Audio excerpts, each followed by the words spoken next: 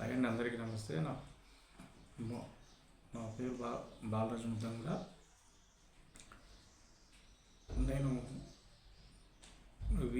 Video చేయడానికి ముఖ్య కారణం ఏంటంటే, నిన్న జరిగిన రిజల్ట్ మీద జనసేన పార్టీ కార్యకర్తలు, జన సైనికులు, వీరమహిళలు చాలా పోరాడారు, చాలా పోరాటం చేశారు.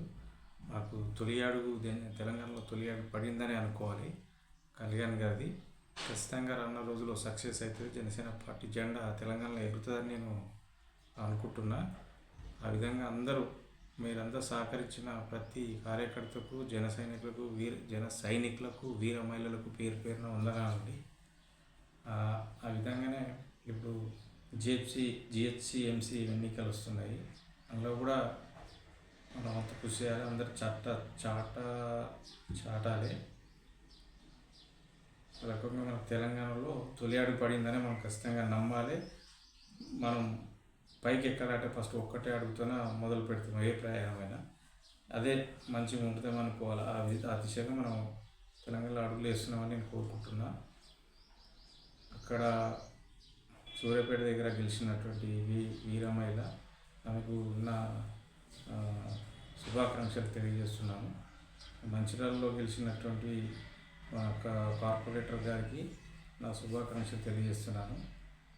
అదే మాదిరిగా మనం రానున్న రోజుల్లో కూడా జనసేన ఎక్కడ కూడా అధైర్యపడకుండా ముందుకెళ్ళి ఖచ్చితంగా మనం ఎక్కడ కూడా ప్రతి స్థానాలలో పోటీ చేసి మనం గెలుస్తామా ఓడతామా పక్కన పెట్టి ప్రజలు నిర్ణయిస్తారు. ఈ రోజు కాకపోయినా రేపు ఖచ్చితంగా తెలంగాణలో జనసేన జెండా ఎగురుతుందని నేను అనుకుంటున్నాం. మనం అందరం కూడా అనుకోవాలి. ఇది మన మంచికే. మనం వేసే ప్రతి అడుగు మన మంచికే. మనకు తెలంగాణలో ఇప్పుడు ఖాతా ఓపెన్ అయింది. ఖచ్చితంగా రానున్న రోజుల్లో సక్సెస్ అయితే కళ్యాణ్ గారు.